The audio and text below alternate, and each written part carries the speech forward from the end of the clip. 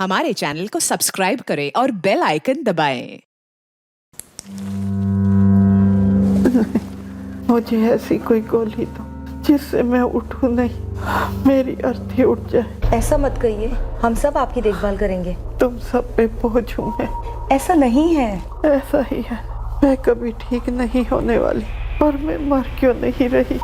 सही कह रही हैं आप, बहुत बड़ा बोझ हो आप हम पर।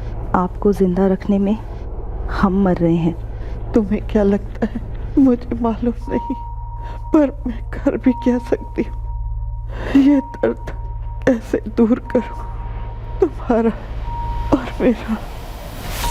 जब किसी मरीज की जिंदगी महज जिंदा रहने की कश्मकश बन जाती है, तब उस जंग में सबसे ज्यादा घाव उस मरीज के करीबी लोगों को होते हैं। शारीरिक घाव, मानसिक घाव, आर्थिक घाव। ये जंग दरअसल खर्च करने की क्षमता और जिम्मेदारी के एहसास के बीच होकर रह जाती है। इंसान ऐसे हालात के बारे में जितना भी सतर्क रहे, तैयार रहे, पर एक वक्त आता है जब उस बीमारी का बोझ, वो भार हदें पार कर जाता है। और फिर आती है फैसले की घड़ी। लड़खड़ाते रेंगते आगे बढ़ें या फिर घुटने टेक दें इस बोझ के सामने।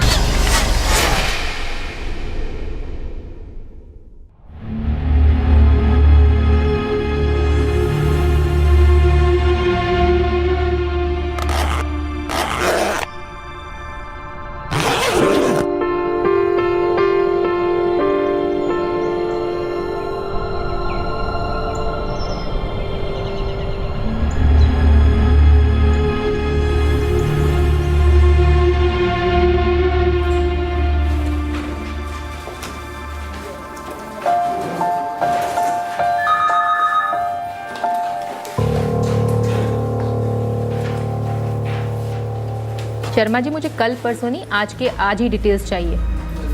आपको राशन का स्टॉक 3 दिन पहले इशू हुआ है ना? तो फिर अभी आधे घंटे में भिजवाइए।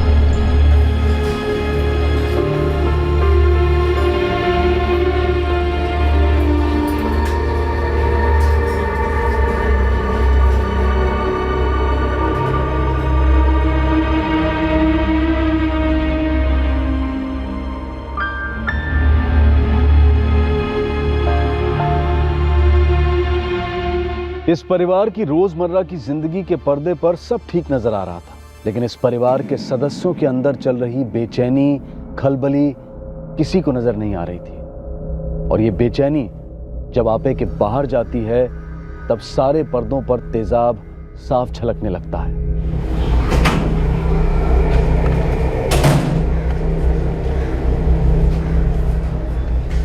कांबले परिवार के घर का दरवाजा खुला तो था, पर फिर पूरे दिन भर किसी की नजर में नहीं आया। हमेशा की तरह उस दिन भी दोपहर को संजय कांबले ने अपने बेटे विक्की कांबले को स्कूल से पिकअप किया। पर शाम ने एक मनहूस भयंकर नजारा पेश किया। एक साधारण परिवार पर एक असाधारण आंधी टूट पड़ी। बाबा, आई घर आ गई है? हाँ शायद।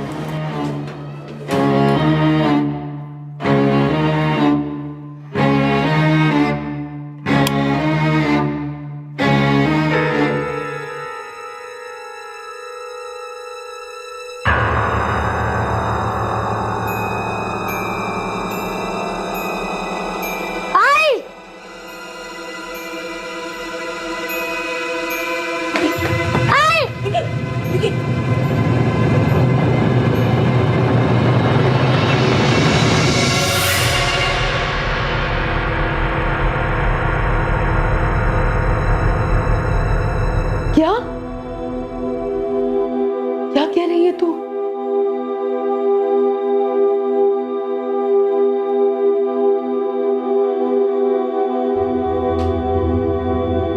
क्या हुआ कविता?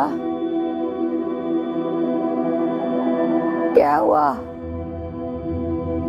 कुछ नहीं आई। झूठ मत बोल, तुझे मेरी कसम। बोला ना, कुछ नहीं हुआ, मैं आती हूँ।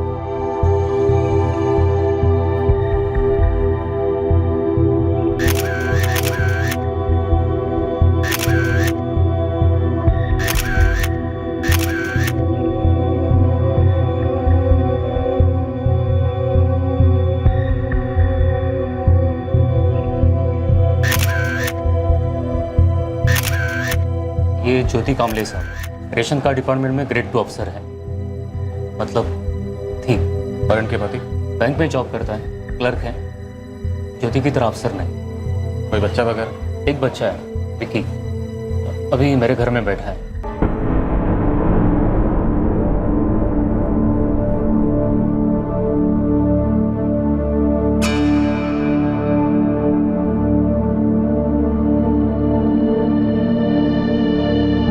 मैं तो ऑफिस से लौटा ही था जब संजय दौड़ा आया और बोला ऐसा ऐसा हुआ है। सर, गला काटा हुआ है, छोरा फॉरेंसिक के पास भेज दिया। पति अभी बात करने की हालत में है? तो नहीं सर, लेकिन बात तो करनी पड़ी। बच्चे की क्या हालत है? शॉक में है सर। मेरी मिसेस ने ज्योति की बड़ी बहन को इन्फॉर्म किया है, कविता नाम है उसका, यही संध्या चौक सदाशिव पेट में रहती है वो। पंकज, पति को पुलिस स्टेशन बुलाओ, जितनी जल्दी उससे बात होगी केस के लिए उतना अच्छा।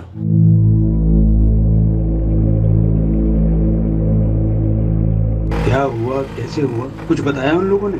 नहीं, उसकी पड़ोसन अर्चना का फोन आया था। संजय से तो बात ही नहीं हो पा रही है। आई ये झेल नहीं पाएगी। मैंने ज्योति को दिन में कई बार फोन मिलाया, घंटी जा रही थी, उसने फोन उठाया नहीं। मुझे लगा उसने साइलेंट पे डाला हुआ है।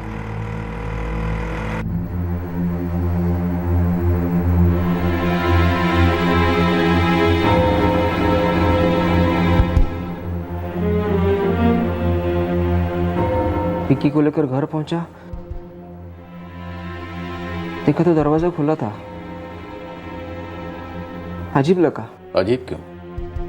6 साढ़े 6 के पहले ज्योति घर नहीं पहुंच पाती थी। हर रोज उसे ऑफिस में ओवर टाइम लग ही जाता था। फिर क्या सर, घर के अंदर पहुंचा, देखा तो ज्योति। संजय जी, हमें आपकी पत्नी ज्योति के हाथ में एक छुरा मिला। अब या तो ये हो सकता है कि कोई बाहर से आया और उसने छुरे से उनका गला काट दिया, या फिर शायद उन्होंने उस छुरे से खुद का गला काटकर सुसाइड किया।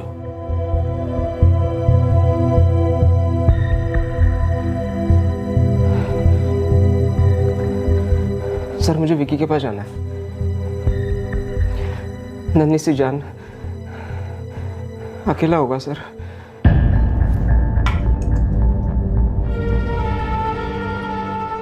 विक्की, थोड़ा सा खाना खा ले बेटा। अच्छा, तू खुद खाएगा या मैं खिलाऊं? 2 निवाले खा ले विक्की। मेरे बाबा कहाँ है? आ जाएंगे अभी थोड़ी देर में। तो गुड बॉय है ना, ले थोड़ा सा खा ले। आपकी ज्योति जी से फोन पर आखिरी बार बात कब हुई थी?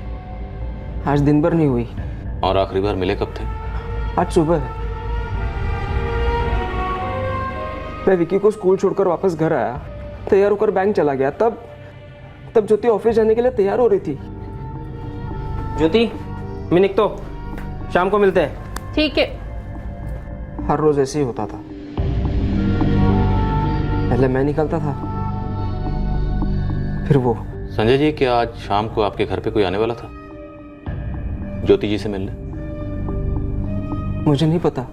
मैंने उसे कई बार फोन मिलाया था, पर वो फोन उठा ही नहीं रही थी। मुझे लगा उसने फोन साइलेंट पे डाला हुआ है। ज्योति का फोन घर में ही मिला हमें, कई सारे मिस्ड कॉल थे उसमें।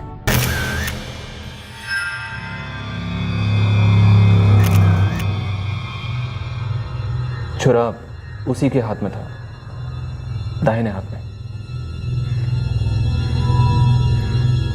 क्या ज्योति किसी बात को लेकर परेशान थी या डिप्रेस थी? इतनी डिप्रेस के वो खुद की जान ले सके?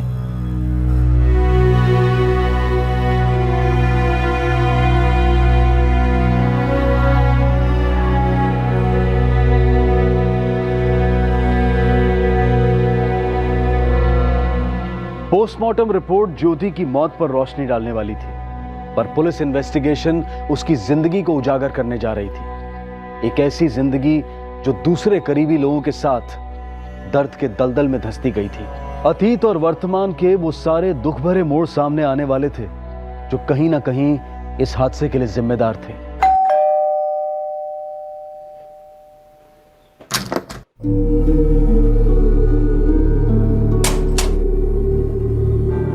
संजय भाऊ, विक्की और आपके लिए ये पोहा लेके आई हूँ। दोपहर का खाना भी ले आऊंगी। दोपहर के खाने के लिए तकलीफ मत लो, हम लोग मैनेज कर लेंगे।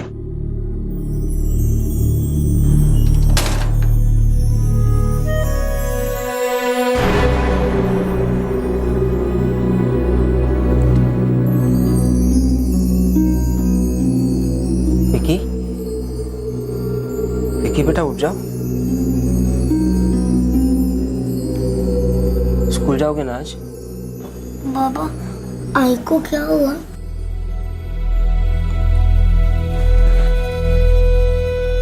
पता नहीं बेटा, बस तुम इतना समझ जाओ कि अब लौट के नहीं आएगी वो।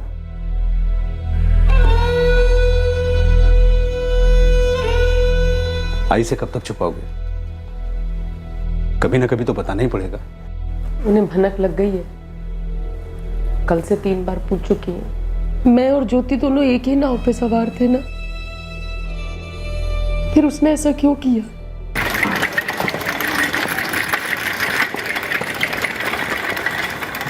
देखिए, हमने सारे ब्लड टेस्ट किए हैं, बोन मैरो की बायोप्सी भी की है। I am very sorry to tell you that आपकी माँ का अक्यूट लिम्फोब्लास्टिक ल्यूकेमिया का रीअकरेंस हुआ है, मतलब ब्लड कैंसर,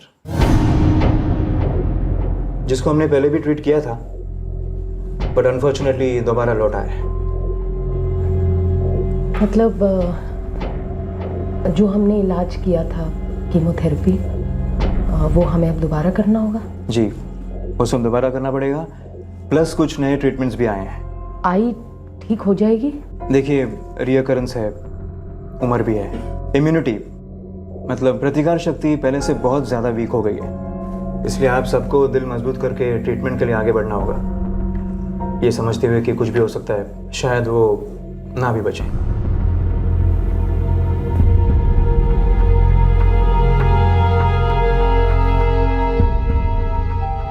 किरण, मुकेश, तुम दोनों अकेले नहीं हो, मैं और ज्योति है ना तुम्हारे साथ, हम तुम्हारी पूरी मदद करेंगे। बिल्कुल। आई का कैंसर वापस आ गया है ना, तो हम लोग हाथ पे हाथ धर के नहीं बैठेंगे, उस कैंसर का इलाज कराएंगे वापस से। ज्योति ताई, तुमने सुना ना डॉक्टर ने क्या कहा? डॉक्टर का तो काम है कहना, लेकिन हमें ये सोचकर चलना है कि आई बिल्कुल ठीक हो जाएगी, उन्हें कुछ नहीं होगा। मुकेश, परसों से कीमोथेरेपी है, तुम शुरू करो उसको, उसके बाद मैं और ज्योति बारी बारी आते रहेंगे। और पैसे की चिंता बिल्कुल मत करना। कैसे ना करे ताई, वो कीमोथेरेपी, हर हफ्ते नए नए टेस्ट, इतने सारे इंजेक्शन, अभी तक पिछली बार का कर्जा भी नहीं उतरा है। किरण, आई के प्यार के कर्ज के सामने कर्ज कुछ भी नहीं है।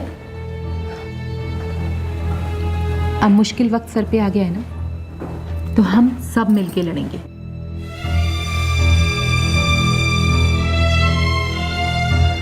कविता, अब से सारा भार हम पर है,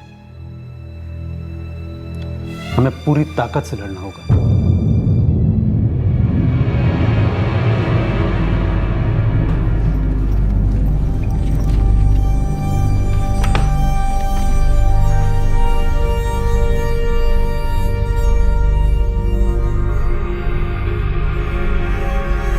सर, पोस्टमार्टम रिपोर्ट तो अभी तक नहीं आई है, पर फॉरेंसिक ने एक रिपोर्ट भेजी है जिससे पता चलता है कि छुरे के ऊपर जो फिंगरप्रिंट्स हैं वो ज्योति के फिंगरप्रिंट से मैच करते हैं। छुरा उसके हाथ में था तो उसके फिंगरप्रिंट्स तो मैच होने ही थे। Right sir. मुझे लगता है कि पहले किसी ने छुरे से ज्योति का गला काटा, फिर वही छुरा उसके हाथ में थमा दिया। सर, आप सुसाइड एंगल को रूल आउट कर रहे हैं? नहीं, रूल आउट नहीं कर रहा। जब तक हम ज्योति के बारे में सब कुछ नहीं जान लेते, इस केस में कुछ भी रूल आउट करना मुश्किल है। सर अच्छी गवर्नमेंट जॉब थी, ग्रेड 2 ऑफिसर, राशन डिपार्टमेंट में। लेकिन पति कम कमाता था, लोअर पोजीशन पे था, बैंक में क्लर्क था। मतलब आप कहना चाहते हैं सर कोई घरेलू ईगो प्रॉब्लम हुई होगी, पर इतने के लिए मर्डर या सुसाइड? घरेलू झगड़े सीरियस हो सकते हैं, भयंकर हो सकते हैं, लेकिन होते हैं घरों के अंदर, दुनिया से दूर, घर की 4 दीवारी से घिरे हुए। Right sir. और दीवारों पर दरारें दुनिया कभी नहीं देख पाती। और जुर्म भी तभी होता है जब उन दरारों को घर वाले खुद भी नहीं देख पाते, जो उनके दिलों पर पड़ने लगती हैं, और उस सीलन को महसूस नहीं कर पाते जो उनके जहन में आने लगती है। जी नहीं सर, कल ज्योति कामले ड्यूटी पर रिपोर्ट हुई ही नहीं। दरअसल उनके 2-3 दौरे फिक्स हुए थे जरूरी, राशन की दुकान पर। ज्योति ने कहा था किसी से कि वो ऑफ लेने वाली है। नहीं सर, दफ्तर में किसी को पता ही नहीं था कि वो नहीं आने वाली। मैंने तो 3-3 दफा उसे फोन भी किए, मगर उसने उठाए नहीं।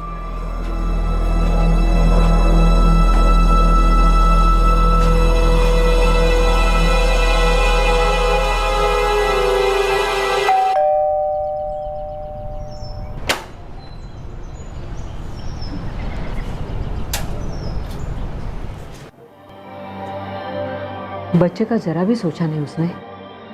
उसने मुझसे कभी कुछ नहीं कहा है। अरे किसी से कुछ तो बोला होगा रे। लोग आत्महत्या किसी कारण से करते हैं ना। उसकी बहन से बात की तूने? किसी को कुछ नहीं पता बाबा, किसी को कुछ नहीं पता उसके दिमाग में क्या चल रहा है। ऐसी दिखने वाली अनबन तो नहीं थी दोनों के बीच, लेकिन एक टेंशन जरूर थी सर। कैसे टेंशन? बोलिए ना, क्या टेंशन थी? मानता हूँ साहब, जमाना बदल गया है, औरतें भी काम पर जाती है वगैरह, लेकिन जब आदमी घर का सारा काम करे जो ज्यादातर औरतें करती है, तब अजीब सा तो लग ही जाता है। जैसे कि? सर उनका बेटा विकी। सर ये संजय सिर्फ उसका बाप ही नहीं, उसकी माँ भी है। एकदम छोटा था तब से, नहलाना, खिलाना, सुलाना, स्कूल आना जाना, घर का खाना बनाना, सब ही अकेला करता था। सर दोपहर में स्कूल से छूटने के बाद ये संजय से अपने साथ लेके ऑफिस चला जाता था।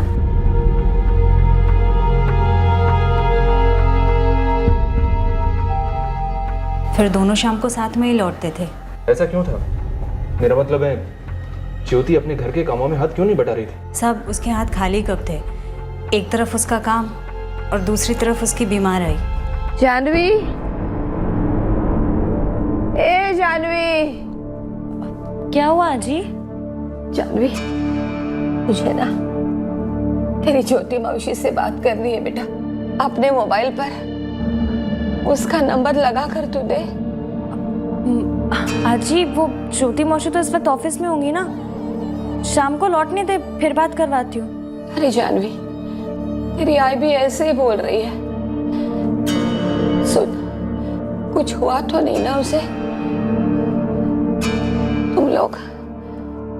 तुम लोग क्या छुपा रहे हो मुझसे? आजी कुछ छुपा वुपा नहीं रहे। अच्छा आजी, मुझे ना अपना होमवर्क खत्म करना है।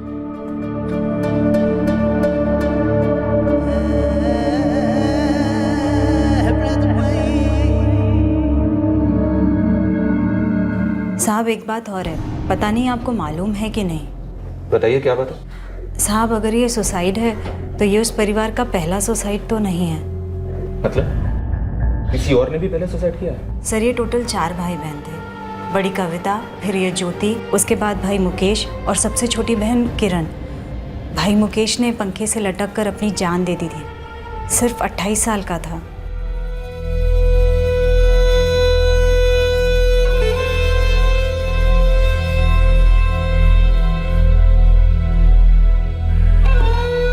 एक एम्बुलेंस ताबड़तोड़ 15 नर्मदा कॉलोनी कोथरूड भेज दो, ग्लोब मॉल के थोड़ा पहले।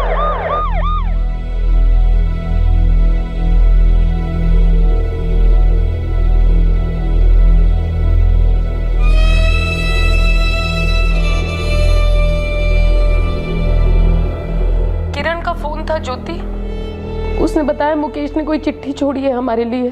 ताई उसने कभी आपसे कुछ बात की थी क्या? एक शब्द भी नहीं। सब अंदर ही अंदर रखता गया और अब खुद चला गया। आई, कविता ताई, ज्योति ताई, किरण, आप सभी मुझे माफ़ कर दो। आई के इलाज के लिए लिया गया लोन मैं वापस नहीं कर पा रहा हूँ, लेनदारों का सामना नहीं कर पा रहा हूँ। मैंने अपनी पढ़ाई छोड़ी, नौकरी शुरू की, सारे हाथ पैर मारे, फिर भी ये जिम्मेदारी मैं नहीं उठा पाया। शायद मैं कमज़ोर हूँ और ये कदम उठा रहा हूँ, अपनी जान ले रहा हूँ। किसी को भी मेरी मौत का जिम्मेदार नहीं ठहराया जाए। फिर से एक बार सबको सॉरी। मुकेश। आई के ऊपर इतना खर्च हो रहा है, इतना खर्च हो रहा है। मुकेश दादा कर करा के करते भी तो क्या करते, करते भी तो क्या मतलब हमें बताता। एटलीस्ट तुम तो शेयर कर सकती थी। आई की जिम्मेदारी हम सबकी है, कैसे भी करके कुछ इंतजाम करते। जान देखे भी क्या किया, कुछ नहीं। ज्योति ताई, कविता ताई, तुम दोनों तो अपनी जिंदगियों में लगी रही। आई का तो मुझे और दादा को ही करना पड़ता था ना। ये तो गलत बात कह रही है। मैं और ज्योति हमेशा हर चीज में सामने आकर खड़े हुए हैं। अब क्या, दादा तो चले गए, आई का कौन करेगा? हाँ,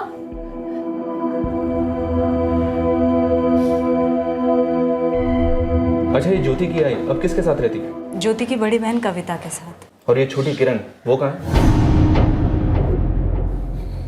बताइए ना, कहाँ है? कुछ हुआ है क्या उसे? साहब, किसी को मालूम नहीं है कि वो कहाँ चली गई। क्या मतलब? वो एकदम से गायब हो गई थी। हमने सुना किसी के साथ भाग गई 1 साल पहले। उसके बाद उनकी आई ज्योति के साथ रहने, और उसके बाद वो कविता के साथ रहने चली गई। तभी हमने ये मुकेश और किरण के बारे में सब सुना। सर, ये ज्योति और संजय, इन दोनों की सारी डिटेल्स निकाली है मैंने। इन दोनों का कोई एक्स्ट्रा मैरिटल अफेयर नहीं है। और ये संजय तो मतलब सर, ये तो बेस्ट पापा का खिताब ले सकता है। और पड़ोसियों के मुताबिक बेस्ट मम्मी का भी। राइट सर, सब लोग काफ़ी तारीफ करते हैं इसकी। जिस दिन घर में हादसा हुआ उस दिन घर में खाना बना ही नहीं। देखने से तो ऐसे ही लग रहा था सर।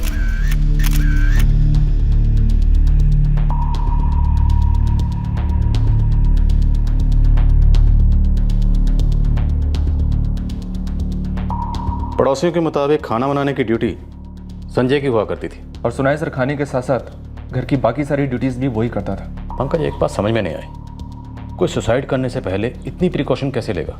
मतलब घर का दरवाज़ा खुला रखा जाता है ताकि ये लगे कि वो काम पर जाने वाली थी।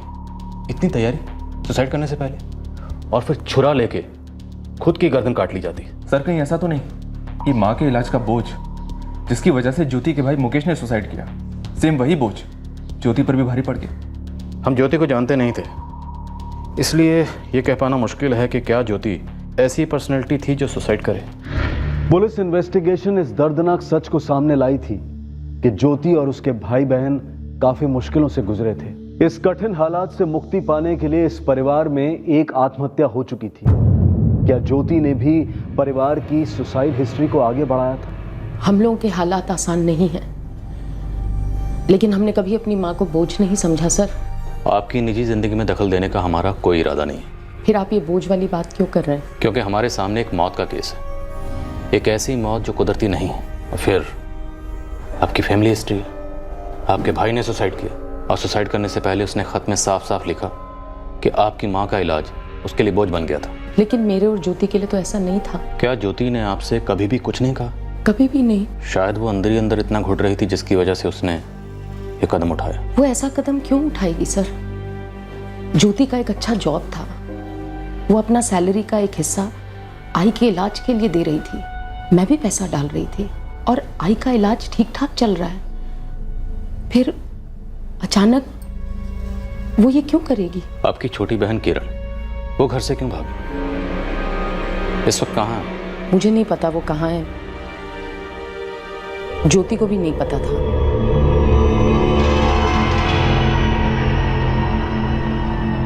आई कह रही है कि किरण पिछले 3 दिन से घर नहीं लौटी है।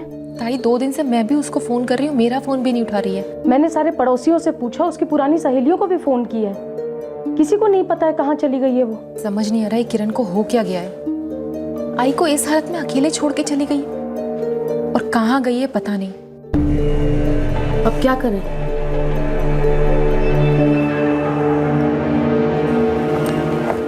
आई अब जानती हो ना, मैं पूरा दिन ऑफिस में रहती हूँ। ऐसे में आई अगर मेरे साथ में रहेगी तो दिन के वक्त उसकी देखभाल नहीं हो पाएगी। तुम तो घर में रहती हो और जानती भी है ना, अगर कोई भी इमरजेंसी होगी तो कम से कम तुम संभाल तो लोगी। अब मैं कहीं भाग नहीं रही, यही हूँ।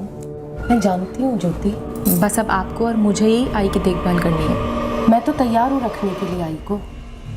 एक बार अजीत से बात करनी होगी।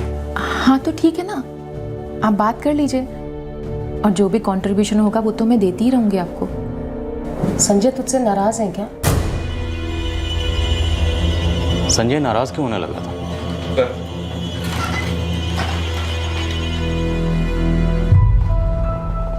कविता जी कुछ इमरजेंसी है, मैं अभी आ रहा हूं।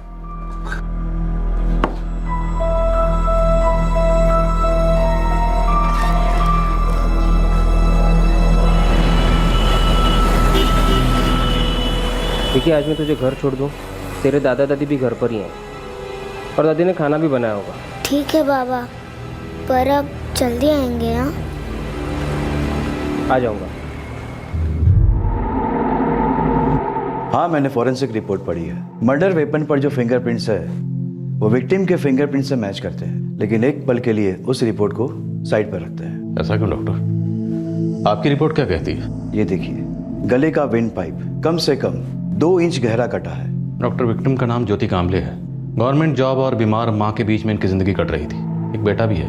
इनके हस्बैंड और बेटा खुद ही मैनेज कर रहे थे, इसलिए अगर आप मर्डर सजेस्ट कर रहे हैं तो सीरियसली इस वक्त हमारे पास कोई सस्पेक्ट नहीं। सुसाइड करने के लिए लोग अक्सर नए नए तरीके ढूंढ ही लेते हैं, लेकिन ट्रस्ट मी, एक छुरा हाथ में लेकर अपना गला इतना डीप काटने के लिए काफी हिम्मत और ताकत चाहिए। डॉक्टर, आप मर्डर के बेसिस पे कह रहे हैं? लाश मिलने के कम से कम 8 घंटे पहले इनकी मौत हुई थी। जी, तकरीबन सुबह 9-10 बजे।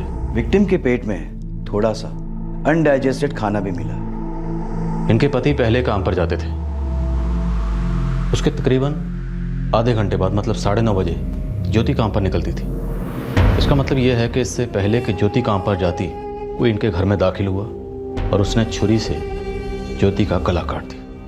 मतलब सुसाइड का कोई चांस ही नहीं है। ऐसे सुसाइड करना बहुत ही रेयर केसेस में पॉसिबल है, और इस केस में कट काफी डीप है। मर्डर। क्या इस परिवार का बोझ वो नहीं था जो जाहिर तौर पर नजर आ रहा था? क्या ज्योति कांबले की मौत का कारण वो था ही नहीं जो जाहिर तौर पर माना जा रहा था? ज्योति की मौत में जितनी आत्महत्या की संभावना थी, उतनी ही कत्ल की भी संभावना थी। एक छोटे से घर की 4 दीवारों में कैद एक छोटे से परिवार की घुटन शायद नजरअंदाज हुई थी। इस घुटन से पैदा होने वाला तनाव नजरों से चूक गया, जो दुखद हालात को और खस्ता बनाता चला गया। कविता जी, आपके चुप रहने से सच्चाई छुपने वाली नहीं है। प्लीज बोलिए, संजय ज्योति पर किस बात से नाराज था?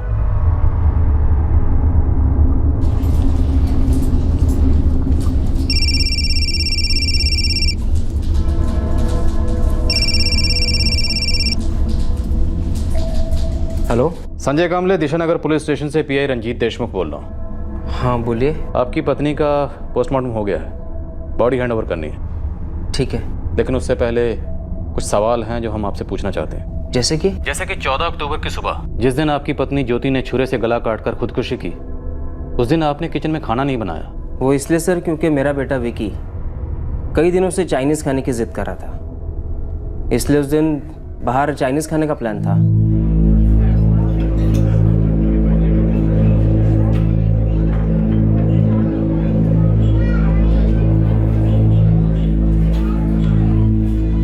बेटे को चाइनीज खिलाने का प्रोग्राम 14 की सुबह को बना या उससे पहले?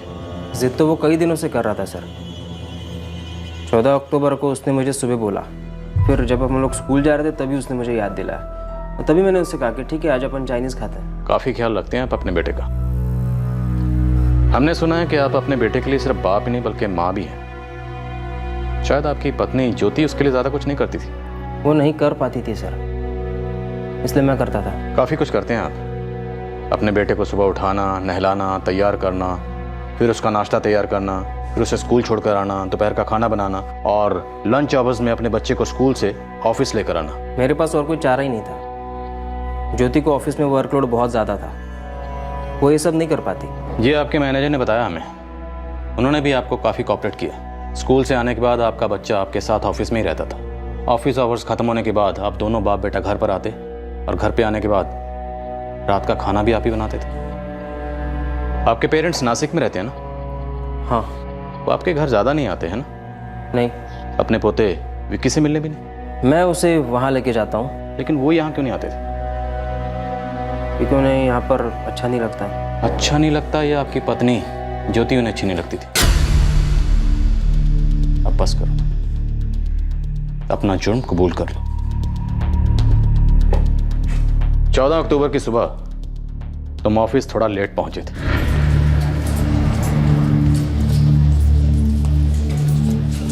और ऑफिस से घर पहुंचने के बाद जब तुमने घर का दरवाजा खोला देखा तो तुम चौंके नहीं। क्यों? क्योंकि वो दरवाजा अपनी पत्नी ज्योति का कत्ल करने के बाद तुमने खुद खुला छोड़ा, और वो छुरा तुमने ज्योति के हाथ में इसलिए दिया ताकि वो एक सुसाइड लगे, कत्ल नहीं। अब असल में क्या हुआ ये तुम हमें बताओगे। तुमने हमें कहा कि तुम्हारी पत्नी ज्योति उस दिन सुबह ऑफिस जाने के लिए तैयार हो रही थी। उसके बाद क्या हुआ? तुम दोनों के बीच में किसी बात को लेकर कहा सुनी हुई? उसने तुमसे कोई ऐसी बात कही जिससे सुनकर तुम्हें गुस्सा आया, इतना गुस्सा आया कि तुमने छुरा उठाया और उसका गला काट दिया?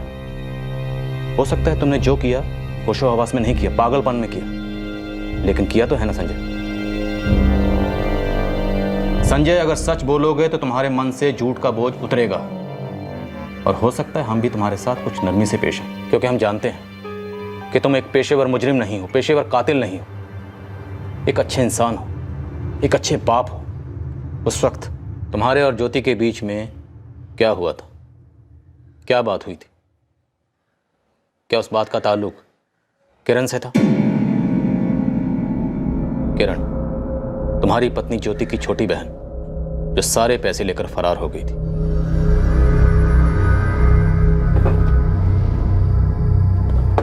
फ्लैट खरीदने के बारे में क्या सोचा है? सोचने से क्या होगा? तुम्हारी आधी तनख्वाह तुम्हारे आई की देखभाल में चली जाती है, और मेरी पूरी तनख्वाह अपना घर चलाने में। ऐसे ही घर चलाते रहोगे ना तो ये घर हाथ से निकल जाएगा। सरकारी क्वार्टर है, अपना घर तो है नहीं। रिटायरमेंट भी तो मकान खाली करना पड़ेगा, तब भी सोचोगे? सोचना तुम्हें चाहिए था ज्योति, जब तुम्हारी बहन किरण पैसे लेकर भाग गई। वो पैसे, वो घर भले ही छोटा था लेकिन अपना था। मैंने एक एक पैसा जोड़कर उसे बनाया था। हर 2-4 दिन में किरण वाली बात करने से पैसा वापस आएगा? संजय, हम फिर दोबारा से नहीं सोच सकते?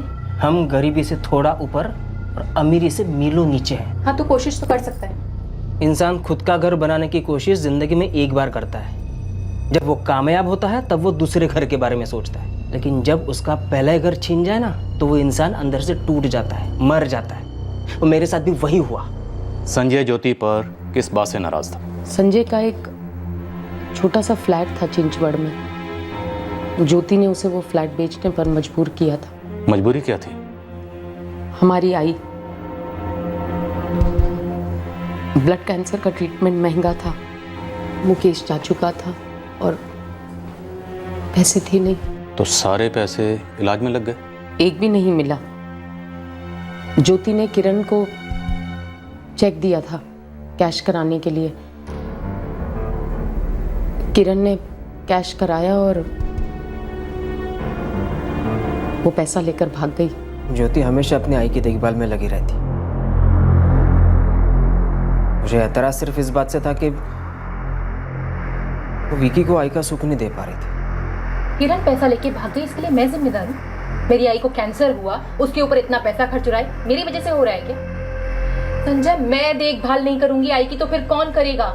मेरी आई नहीं है, मेरे बाबा नहीं है, उन्हें देखभाल की जरूरत नहीं है। तुम तो उन्हें यहाँ पर आने भी नहीं देती। मेरे आई बाबा तो दूर की बात, आजकल मैं और विक्की भी तुम्हारे बगैर रह लेते हैं। इंसान हूँ मैं, सुबह से जाके रात को लौट के आती हूँ और क्या क्या करूँ? कुछ मत करो। वैसे भी आजकल विक्की तुम्हारे बारे में पूछता ही नहीं है, और मैं उसी ज्योति के बारे में सोचकर दिल बहला लेता हूँ जिसके साथ कभी मेरा पति पत्नी का रिश्ता था।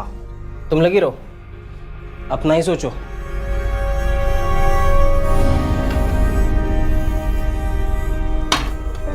अपना ही सोचो मतलब? मैं सुबह से लेके रात तक ऑफिस में रहती हूँ अपने लिए, और आई बाबा की बात बीच में कैसे आ गई? तुम्हारी आई और मेरी आई की हालत में फर्क नहीं लगता तुम्हें? तुम्हारी आई बाबा के पास में मकान है, भाई तुम्हारा पैसे भेजता है उन्हें। मेरी आई के पास में क्या है? कुछ नहीं। हालत देखी है उनकी। मैं देखभाल नहीं करूंगी तो कैसे जिएंगी वो? मैंने देखभाल करने से मना कभी नहीं किया। मैं सिर्फ ये कह रहा हूँ कि सारा का सारा बोझ मुझ पर ही क्यों लादा जा रहा है? मेरी आई को बोझ कहा तुमने? मैंने तुम्हारी आई की बीमारी को बोझ कहा। मेरी आई की बीमारी बोझ नहीं है, बोझ है तुम्हारी हैसियत। क्या? हम किसके क्वार्टर में रहते हैं? मेरे। हम दोनों में से कौन ज्यादा पैसे कमा रहा है? मैं कमाती हूँ। तुम्हारी पिद्दी सी नौकरी बोझ है मुझ पे। मैंने कभी जताया तुम्हें? तुम मुझे बोझ कहने की हिम्मत तक नहीं कर सकती, क्योंकि तुम्हारी सबसे बड़ी जिम्मेदारी, एक माँ होने की जिम्मेदारी, एक गृहिणी होने की जिम्मेदारी मैं उठा रहा हूँ। अब तक मेरी आई बोझ थी, अब मैं बोझ बन गई। बड़े मर्द बनते हो ना तुम तो। इतने ही मर्द हो ना तो पैसा कमाओ, अच्छी नौकरी करो, मुझे पालो, मेरी आई को पालो, मेरे बच्चे को पालो। शादी करने आए थे ना, 2 कौड़ी नहीं थी जेब में, पिद्दी सी क्लर्क की नौकरी करते थे। मेरे क्वार्टर में रहते हो, मेरी कमाई पे जी रहे हो और मुझे सिखाते हो। एक किरण वाली बात को लेके छाती पीटते रहना जिंदगी भर। पर सच्चाई ये है संजय कि मेरी आई की बीमारी बोझ नहीं है, बोझ तुम हो। तुम्हारी पिद्दी सी नौकरी बोझ है, जरा सी कमाई बोझ है, ये शादी बोझ बन चुकी है मेरे लिए। क्या बोलूं मैं लोगों को? तुम्हें पति कहूं अपना? शर्म आती है मुझे।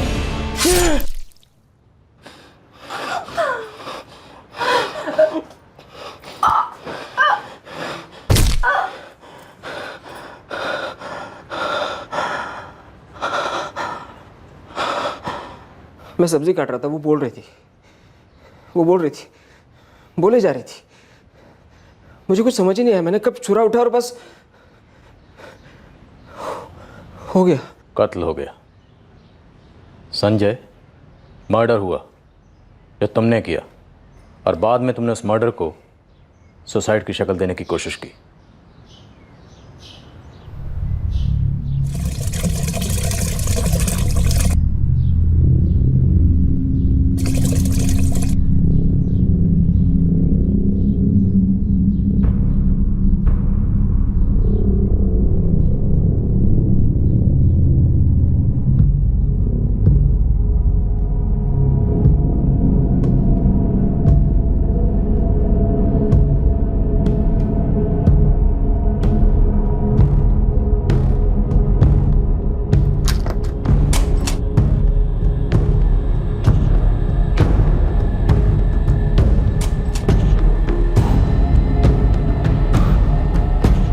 मैंने दरवाज़ा इसलिए खोला छोड़ा कि कोई देखेगा और बैंक पे मुझे फ़ोन करके बताएगा, लेकिन किसी ने ऐसे नहीं किया। किसी ने तुम्हें फ़ोन नहीं किया, लेकिन तुमने अपनी पत्नी ज्योति के फ़ोन पर फ़ोन ज़रूर किया, वो भी 2 बार, ये जानते हुए भी कि वो गुजर चुकी है, मर चुकी है, फ़ोन नहीं उठा सकती, लेकिन फिर भी किया, ये दिखाने के लिए कि तुमने उस तक पहुंचने की कोशिश की थी। अगर तुमने जो भी किया वो सब गुस्से में किया था, तो छुरा चलाने के बाद अगर तुमने पुलिस को फ़ोन किया होता, खुद आकर अपना जुर्म कबूल किया होता, तो शायद तुम्हें देखने का नज़रिया हमारा कुछ और होता। मानता हूं तुम पर हालात का बोझ भारी था, तुम पर, तुम्हारी पत्नी ज्योति पर, तुम सब पर। अब तुम सालों साल जेल की सलाखों के पीछे रहोगे, अपने बेटे विक्की से दूर। अब उसकी जिम्मेदारी तुम्हारे ऊपर नहीं होगी, लेकिन एक बोझ जिंदगी भर तुम्हारे मन पर रहेगा कि तुमने अपने इकलौते बेटे विक्की से ना सिर्फ उसकी मां को छीन लिया, बल्कि मां जैसे बाप को।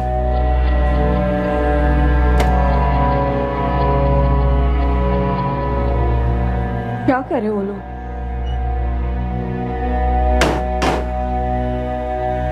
आपकी संजय से बात हुई? क्या वो लोग संजय को छोड़ देंगे? नहीं।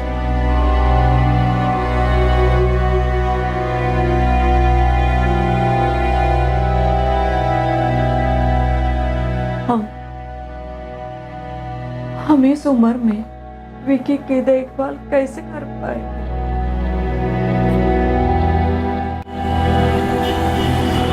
मेरे बाबा मुझे लेने क्यों नहीं आए? अब से मैं ही तुझे लेने आऊंगी और मैं ही छोड़ने आऊंगी। अब से तू मेरे साथ रहेगा, अजीत मौसा के साथ, जानवी ताई के साथ। बाबा के साथ क्यों नहीं? मेरे बाबा कहाँ है मौसी?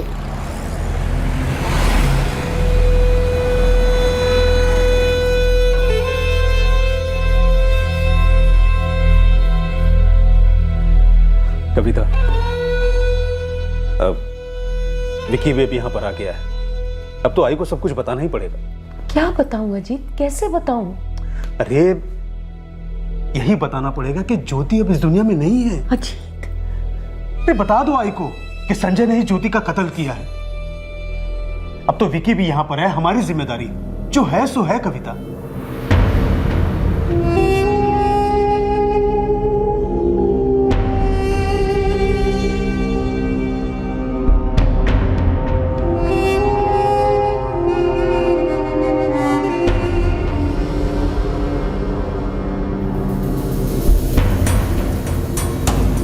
ज्योति के कत्ल की खबर उसकी मां अंजना झेल नहीं पाई और कुछ ही दिन बाद अंजना का सालों का दर्द भरा सफर आखिरकार अपनी मंजिल पर खत्म हुआ।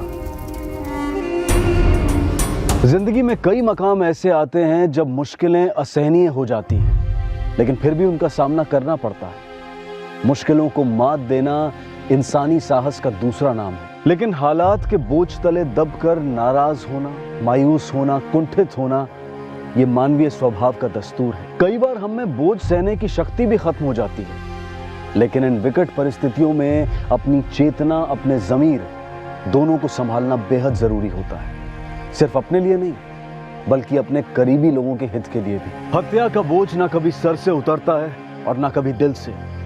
हत्या आपकी हर खुशी की हत्या कर देती है। अब मैं अनूप सोनी आपसे विदा लेता हूं। फिर मुलाकात होगी अगले एपिसोड में एक और चौंका देने वाले केस के साथ। तब तक सतर्क रहें, सुरक्षित रहें और देखते रहें क्राइम पेट्रोल सतर्क। सबक एक को सीख हम सबको। जय Hind. For more updates, subscribe to our channel, click the show links and enjoy watching the videos.